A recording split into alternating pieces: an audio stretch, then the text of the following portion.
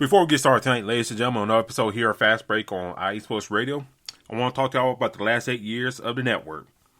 For the last 8 years, IE Sports Radio has been bringing you amazing content ranging from interviewing legendary athletes to building tailor-made shows dedicated to all major sports shows, cities, and around the country. All the while, we've been continuing to be by the fans, for the fans, and with your help, we're ready to take the next step. When you go to our website, iesportsradio.com, you'll see our Patreon link with 5 different tiers. The first one starting at just $5 a month. This donation gets you shout-outs on all 32 of our shows. Higher tiers include IE Sports Radio merchandise, access to our podcasting university, and even a chance to be featured on a segment of our flagship show, The Defining Moment. Thank you all for very, very much for continuing to make IE Sports Radio your direct feed for all your sports, and here's for many years to come. I do want to shout out to our 4 Patreon members: Bay Area Rays, Marcus, Los, Great, Key to the Gate, and Anonymous. Thank y'all for making 8 years special for IE Sports Radio, and hope for many more. Now on to the show.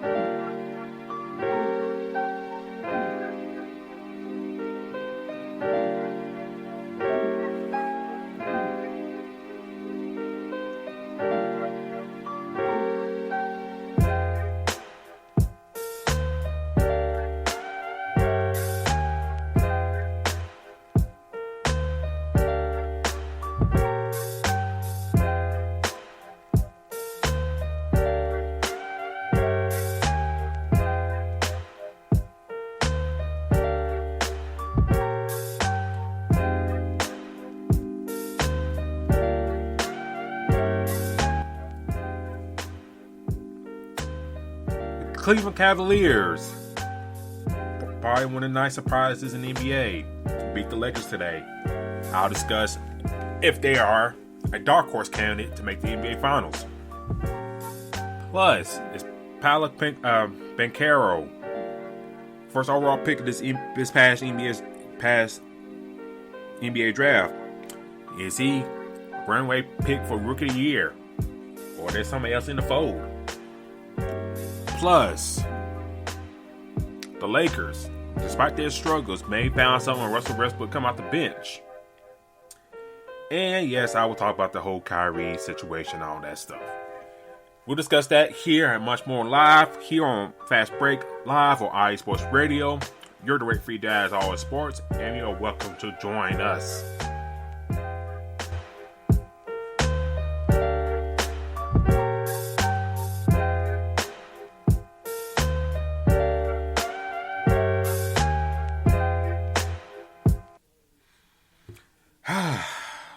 Join us as you shout tonight. Ladies and gentlemen, join us as you shout tonight. It's just... there's so many things to talk about. So many things going on in basketball that we should be talking about. But we're got to talk about other things that happen off the court. Other things that taking attention away from the game. Taking attention away from the game that, you know, that some folks want us to kind of shut up and dribble on. There's so many things that's going on in the world right now. It's just, you know where to start. You know where to go. So much happened within a week. Where do you want to start? I really don't know where to start. I don't know which way to go. But, oh yeah, I'm riding solo tonight. Dantarius had a family emergency, so a family issue going on, so he's taking care of that tonight. We're with you, D-Lock. We'll hope to hear from you next week. Where are we going to go? there's so much to talk about right now in the world of basketball right now.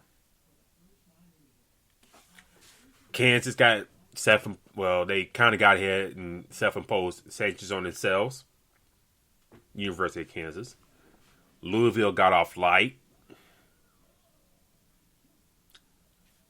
The Cleveland Cavaliers on a nice hot streak at the beginning of the year, especially defeating the Lakers today.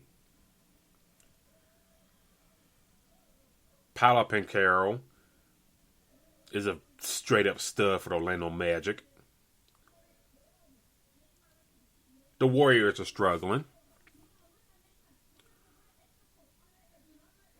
Lakers are struggling too, but may find some like a little spark there with Russell Westbrook come off the bench.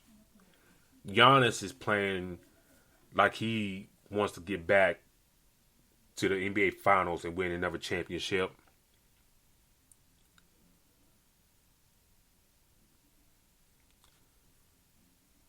Josh Primo got in trouble. And he's gone from the Spurs.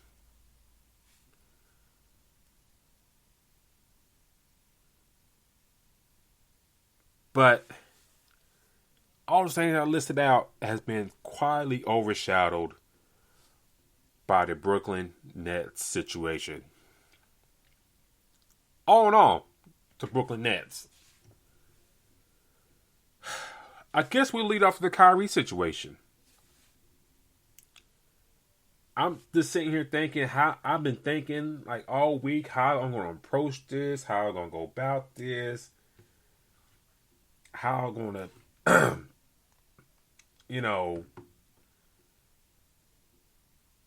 go about things without getting this network in trouble, all that stuff. It's just I'm just trying to find a good way to go about it.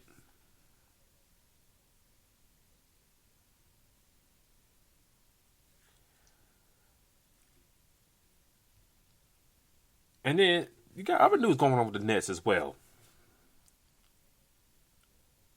And there's just so much going on with this one organization. There's always something going on with this. Ever since this team has moved to Brooklyn, has always has something going on.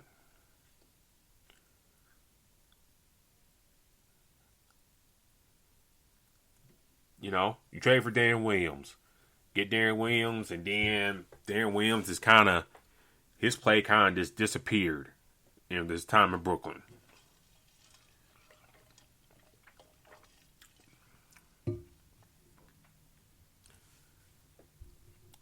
Signed a guy like Joe Johnson, he was all right, but never took you over the hump.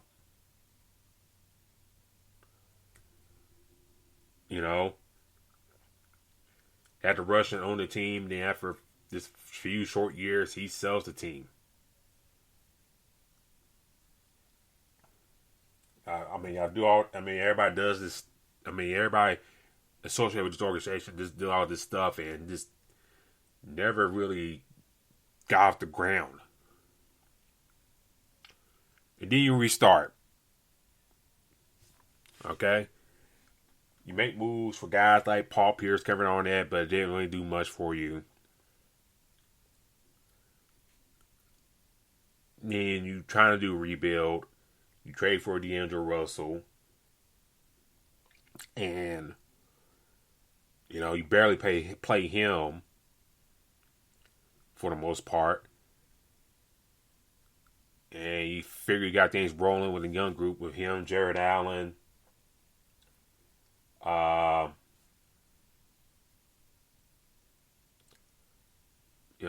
think of other guys like Hollis Jefferson, Caris LeVert. But then you let D. Russ go and bring in guys like Alan Crabb, and that didn't work out. And then after you kind of mellow again, you got a clear path to one Kyrie Irving and Kevin Durant. And now, ever since those two individuals have come to the fold, because They didn't want to go to the Nets and their craziness over there. They go to Brooklyn.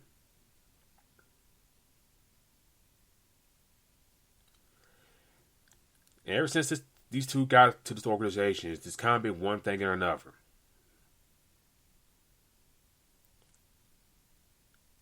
It's wherever, if Kyrie says something or KD says something, it's just always something with these two.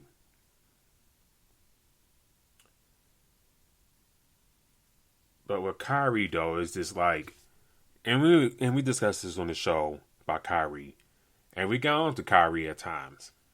And I kind of defended him as well. You know, about the shot mandates. I said, well, I understand the league wants the players get the shot, but then again, you can't force these guys to get the shot. And I kind of hate how everybody had kind of demonized him into getting that shot. He was vocal about it. Not the only athlete that kind of vocal about it. But, you know, he didn't want to get a shot. Don't get a shot.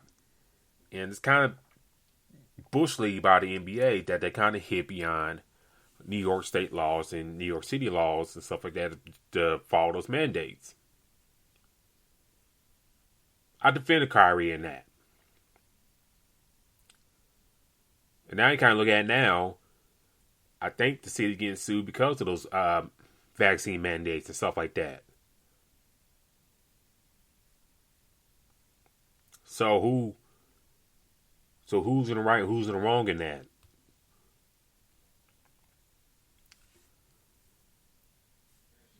Oh, I also forgot to bring up Ben Simmons with this organization.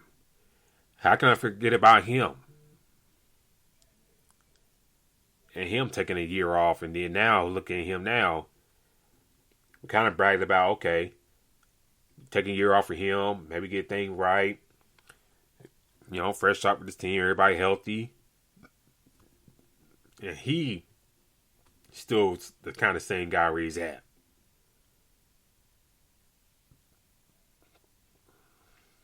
But back to Kyrie.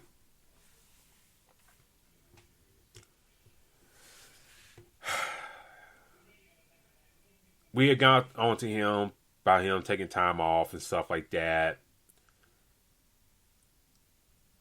You know, taking the time off and then going to the sister's birthday party and stuff like that. We got on to him about that.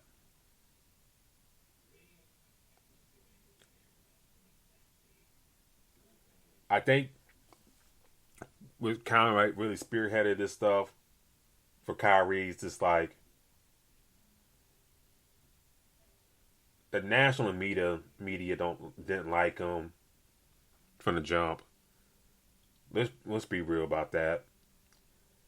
You know, if people say the Earth is flat, and I'm not one of those flat earthers, but if you go against if the world Earth is flat and stuff like that, then people just make fun of you. Not make fun of you, but they kind of be on your back on that and stuff like that. So Kyrie says things that the media don't like, and I think they don't like him. You know, they don't like him. You see the back and forth he'll have like a Stephen A. and stuff like that. You know, all that good stuff. I don't think a lot of people don't like him because he's not the get along person.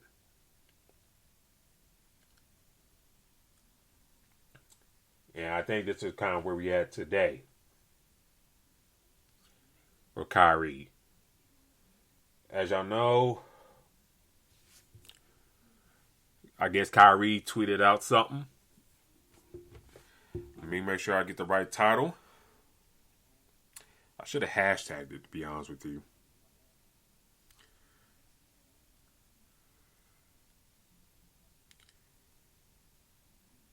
I'm pulling it up right now. Give me just a second. The movie Hebrews to Negroes. It's on Amazon because that's where Kyrie tweeted it from. I have not seen the movie. Well, last time I checked on Amazon, the movie's like at $60, high definition, 49 standard. I have not checked the movie out.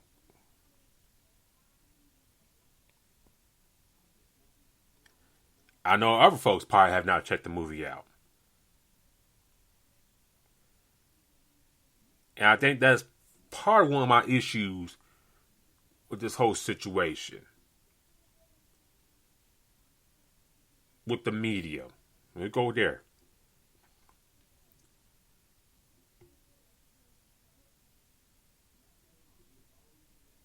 If you're going to go at somebody, how can I phrase this?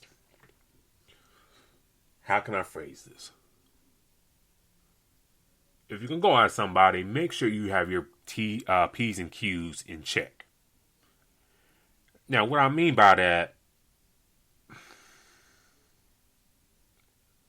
make sure you see the films, make sure you see the information, and then make your own diagnosis from there. And I think what I have seen the past few days is just too many people, especially in our society now, are just going off this headlines or a couple tidbits and notes and without seeing the whole thing.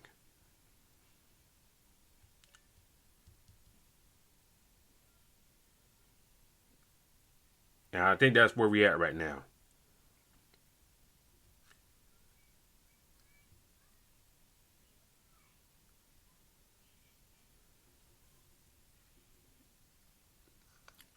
You got folks like in the media named Nick Friedel, a guy I never heard of who covers the NBA supposedly for ESPN.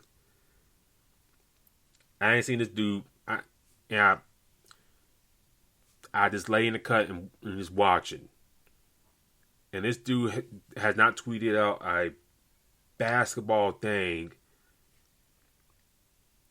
since this thing, Kyrie thing, kind of started.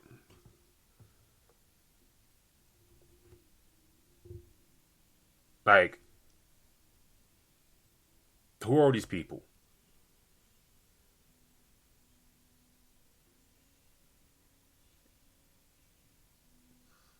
You're just reporting on a simple retweet on a book or a movie, excuse me.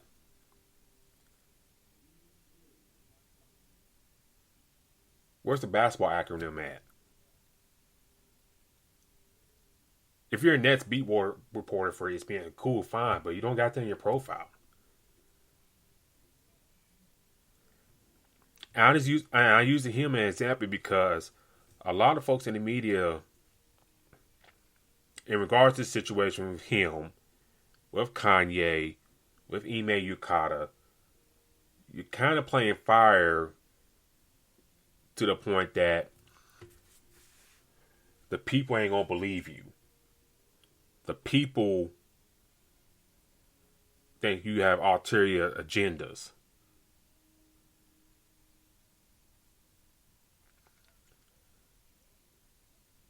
I kind of look at the way this country is now, especially in regards to national media and stuff like that, and that type of coverage. If the national media says stuff, we can't really take their word because they manipulate and lie all the time.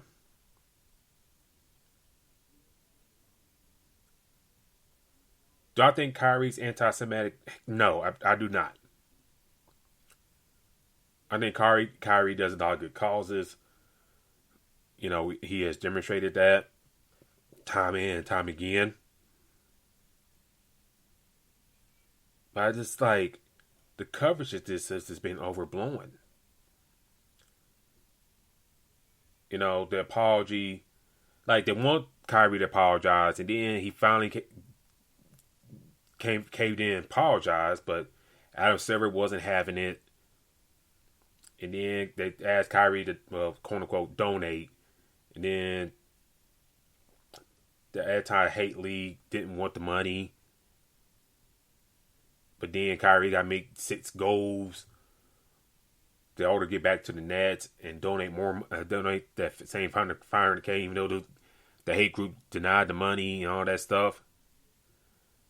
If Kyrie retires, I don't kind of blame him.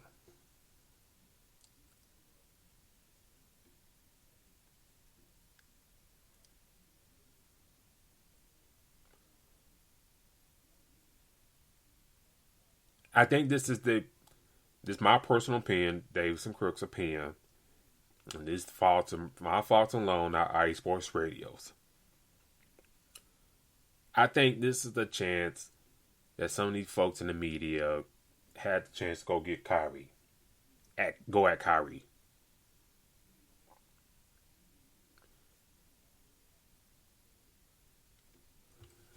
And I think the thing that kind of hurt Kyrie the most was the whole Kanye thing.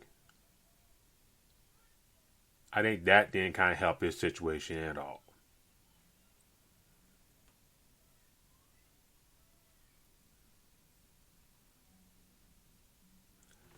I do another podcast in the Chris process, in which I probably get more detailed thoughts on this.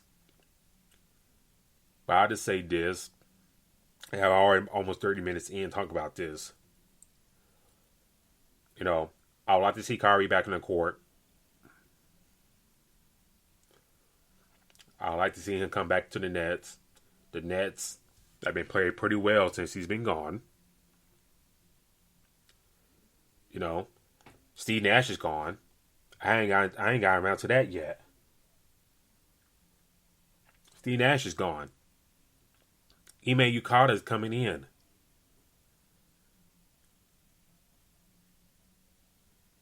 Ben Simmons out for a few games.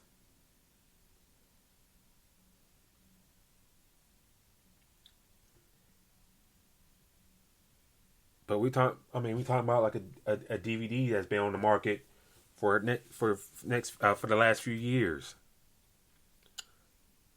You got Shaq trying to demonize Kyrie and stuff like that, but then I seen people saying that movie was played at Shaq's Theater in New Jersey.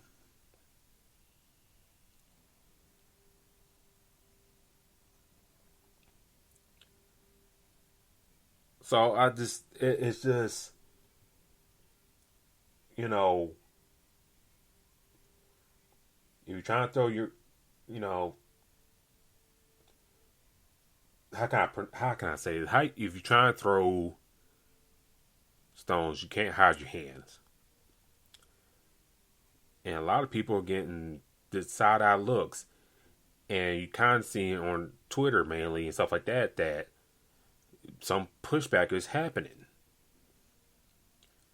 Because the national media, the people that work for the national media,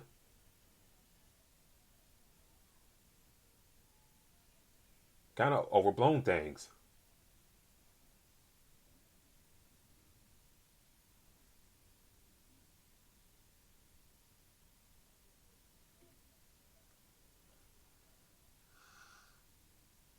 Do I think anti-Semitism is a thing? Yes, I do believe it is. Is it? Do I think it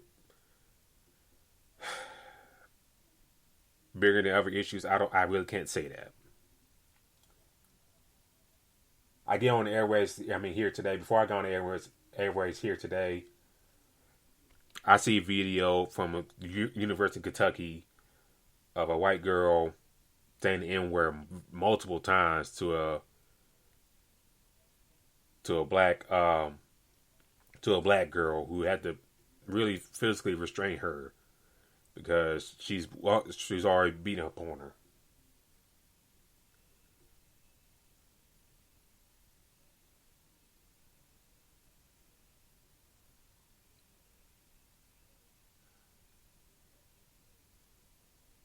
So this is where we at.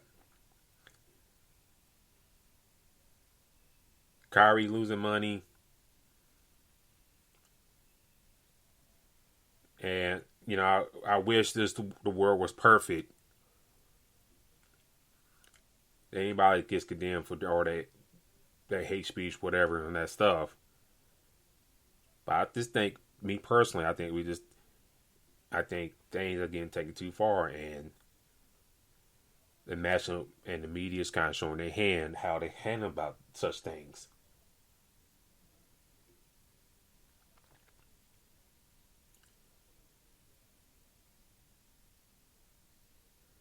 And, to the Jewish community out there,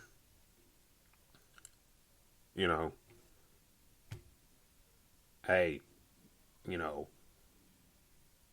I don't really know what to say.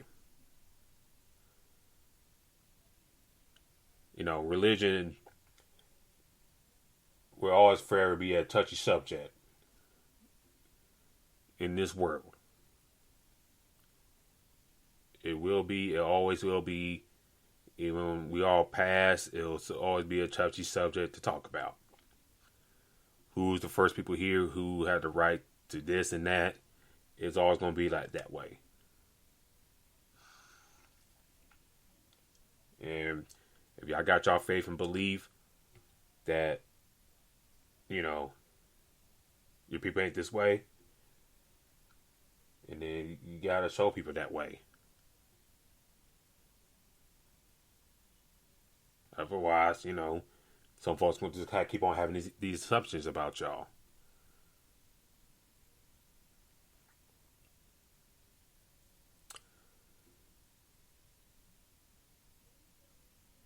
I do want to transition real quick.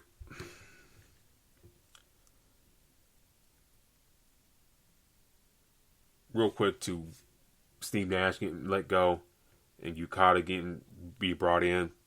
I think Yukata,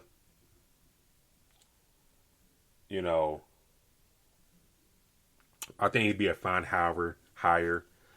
I think his presence was lost from the Nets bench when he left to coach the Celtics. So I think it's a good hire. I think the Celtics found a way to get rid of him without, coming to a crossroads by the end of the season, depending on how the season went. The only thing with, Celtics letting him go, he went to one of your rivals in the same division. So we'll see how things, go about with Coach Yukata, when he'll make his debut and whatnot. And then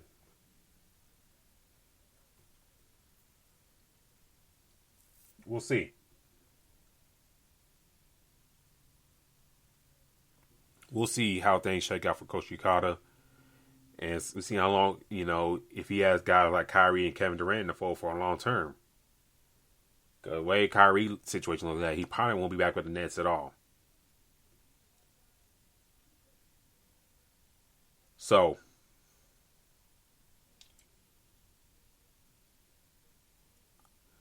there's that. Where to go next? The Cleveland Cavaliers. They're on a hot streak right now. They beat the Lakers today in a very, impressive fashion.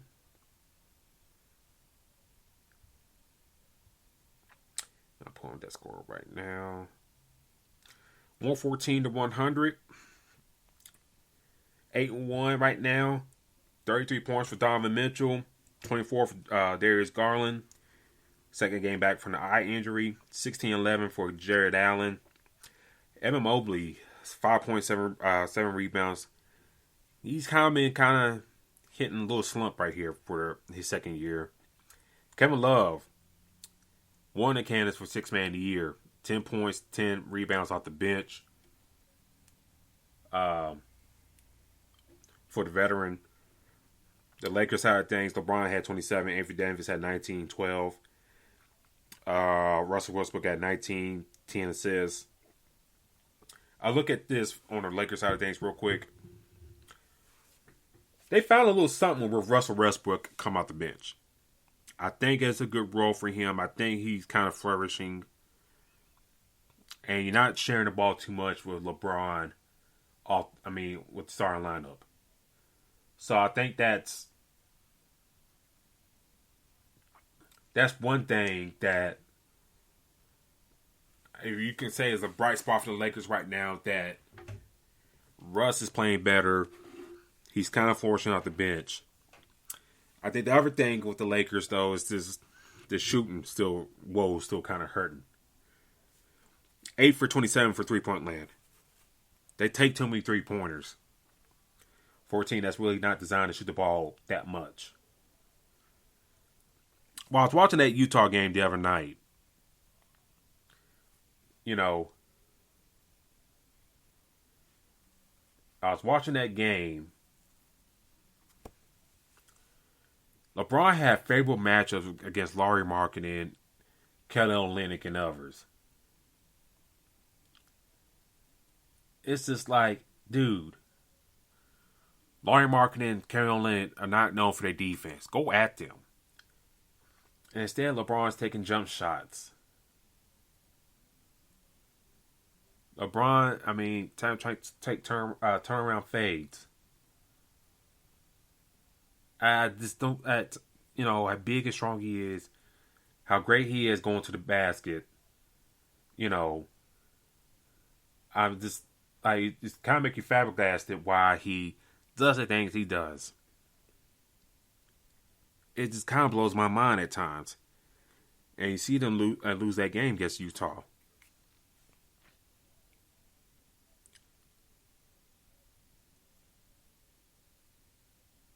And, I did not watch the game today. I was out and about today. But, 1 for 4 for him for three-point line.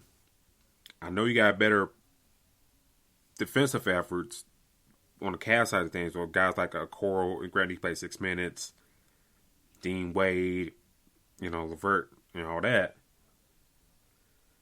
But it's not enough. And you look at the Cavs side of things, the Mitchell trade, man, smart move by the Cavaliers to do that. It was a very smart move for them to do that. Great move for them to do that. I think you get a better scorer. Donovan Mitchell's a better scorer than Colin Sexton. I think Mitchell's more proven in that department than Colin Sexton. No shade against Colin Sexton. I love him for what he did his time at the University of Alabama. But Donovan Mitchell has kind of really raised the level of this team. A team that the Cavs last year, made the play-on tournament and stuff like that and lost to the Nets. But if you felt like you needed more scoring, and they went and got that in Donovan Mitchell. And then when Kevin Love accepted his role off the bench, guys like Dean Wade, Sadie Osman,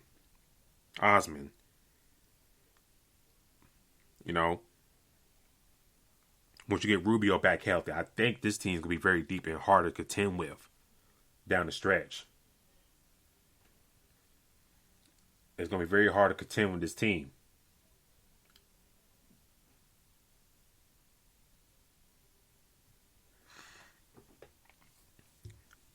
And I think, with Giannis playing the way he is right now, looking around elsewhere in the East, the Heat's kind of struggling.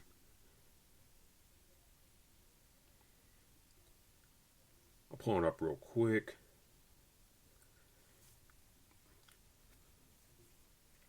The Heat struggling right now. Washington, a team I thought that should be at least 6th place by the end of the year. They're 4-6. Philly didn't get off the greatest of starts.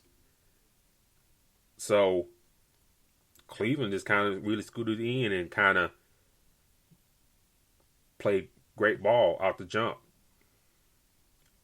And then with the news of Pascal Siakam be out for a couple weeks for the Raptors, I think, sky's the limit for the Cavs to kind of step in that, to kind of pin the ears back and kind of stay in the top two for the rest of the year in the Eastern Conference. And looking ahead at the schedule for the Cavs, they got Clippers next game. The Clippers,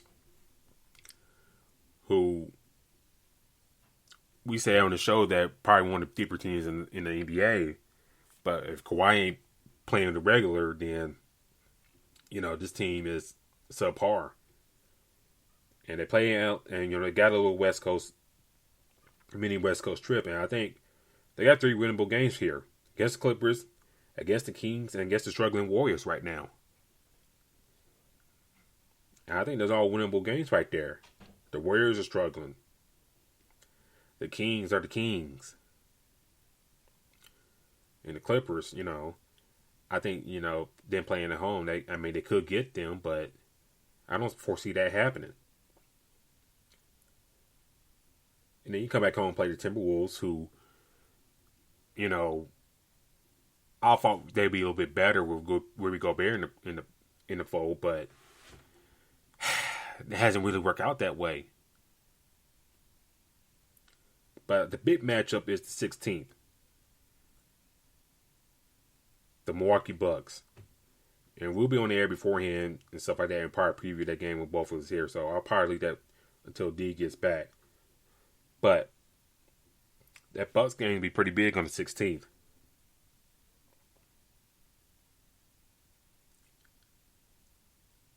But I just look at this team and it's like, damn. Mitchell may really elevate this team.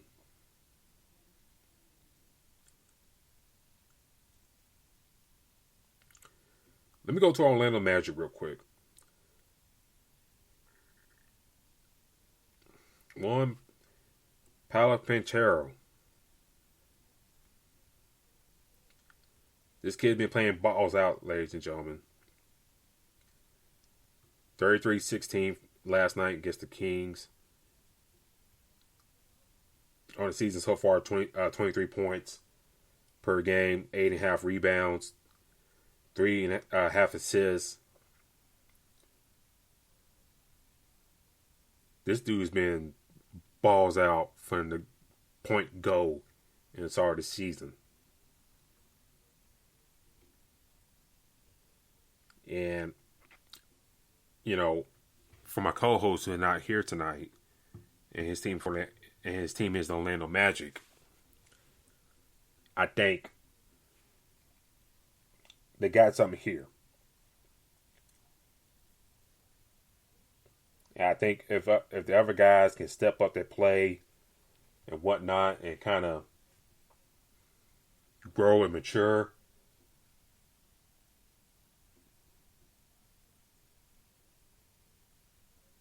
Okay. I'm sorry, the Titan game on right now, and I'm sorry, Malik Wells is starting. The Titan game is on, and they just hit a great pass. So, anyways, I'm sorry, but 33 points for him. Ragnar, 31 for him. Bo, who was a very talented guy coming out of high school and went to Oregon. That didn't really go so well.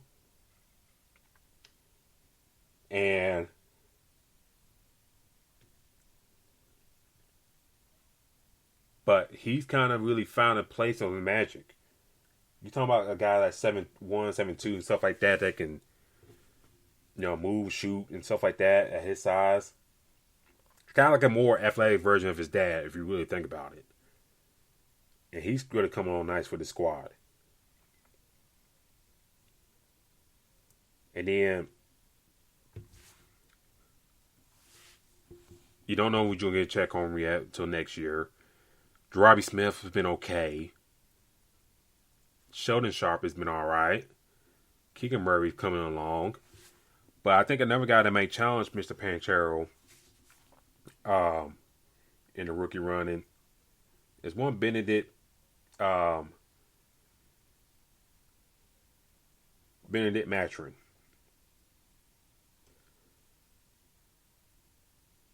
20 points so far for him. The rookie out of Arizona has been playing very nice ball for 28 minutes a game.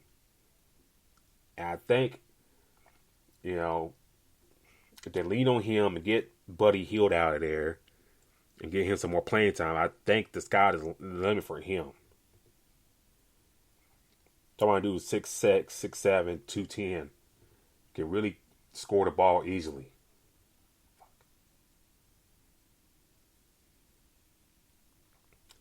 I think he could be, make a run against Paolo if he gets more starting time. But the way Paolo's been playing and stuff like that, and how he's been running and stuff like that, sky's the limit for him. This rookie class is really, really, really coming along for the NBA. And I think they should be really proud of that. They should really be proud, how these rookies are coming in and scoring very well at the jump. So, oh God.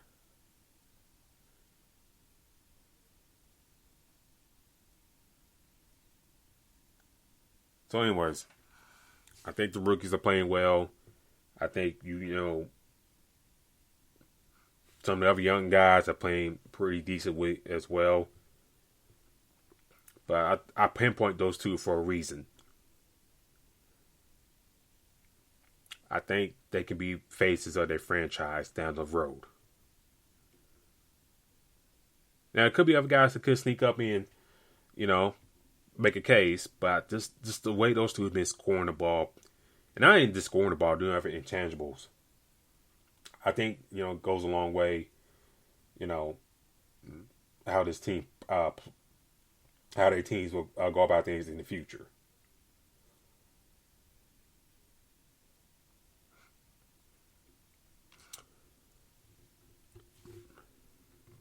One more thing I do want to touch, before I get out of here. And I'm not going to be here for too much longer. I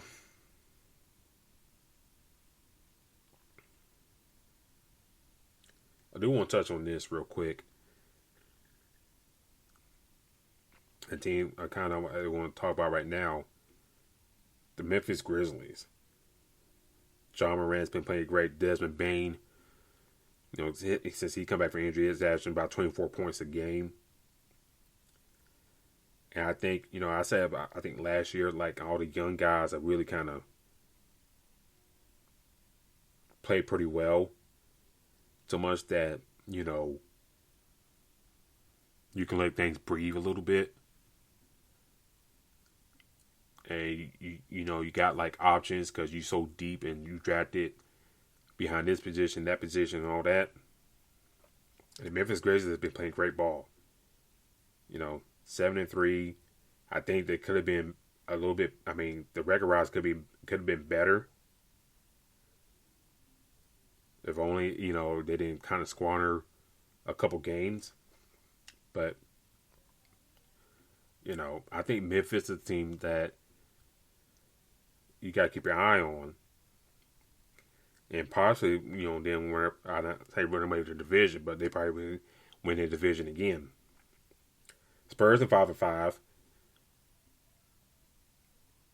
New Orleans at 5-4 has some injuries to guys like Herb Jones, Zion, Brandon Ingram.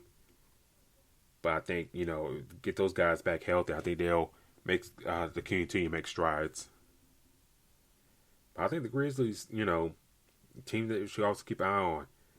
Another person, for the MVP race, John Morant. If I look at my early odds for MVP right now, Giannis, John Morant, Luka Doncic are my top three right now. If I had to throw in fourth in right now, God, who I kind of throw in as a fourth right now? Who I could throw in as a fourth right now? Maybe Donovan Mitchell. With the way the Cavs been playing, you could throw Mitchell in there, and I don't think nobody will kind of bar back at you. But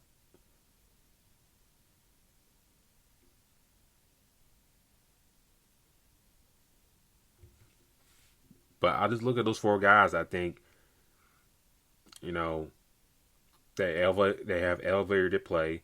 They've elevated their teams play, and they still topping in divisions around the league.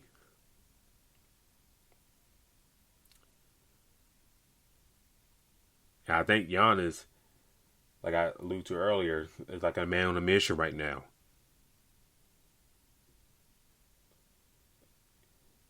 And the way he's been playing right now, playing with authority, driving to the basket and stuff like that, I think,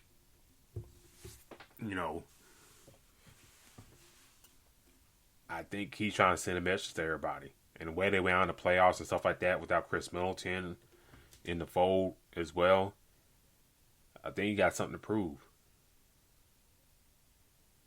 I think that's why the great ones always kind of take their plays up to another notch each season. It's because of stuff like that.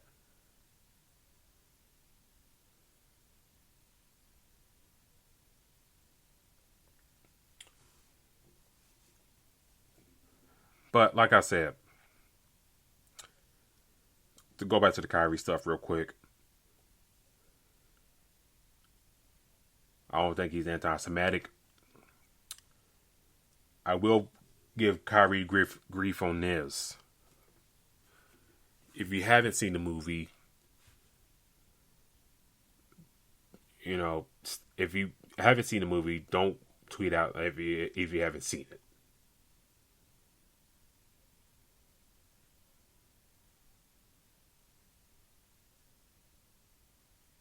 If you've seen it, stand on it, give your points out to people.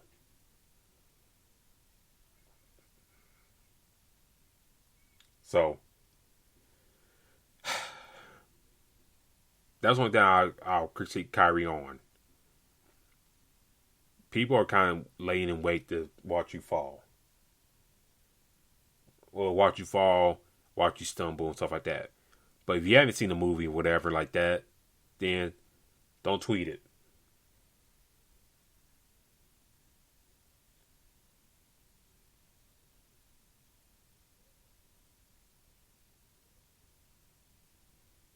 So that's my remaining thoughts on that.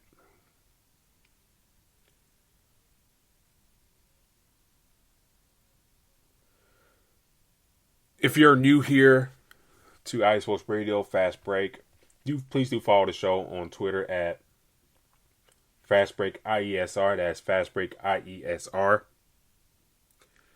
Also, do follow iSportsRadio.com for our latest show news and feeds and articles written on the website.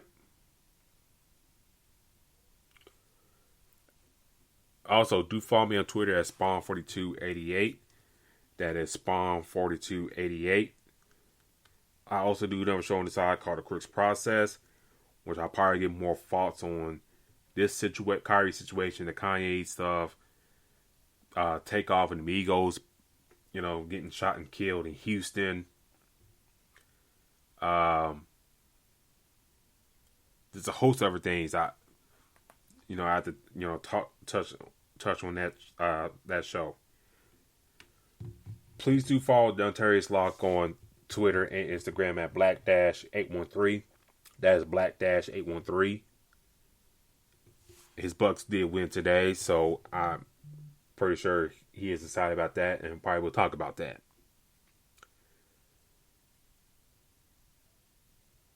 But this has been our show tonight, ladies and gentlemen. Thank y'all for tuning in with us. I hate that, that 30 minutes has been taken to talk about the Kyrie situation. But, it is. And it comes with the territory, doing his job and doing this reporting. Now, I hope y'all took in what I said. And I hope y'all will be opinionated on what I said. And don't go off the feelings. Because this is what's going on right now. A lot of people are in their feelings about a lot of things right now. Until then, ladies and gentlemen, I'll talk to y'all later. Talk to y'all next week. Peace.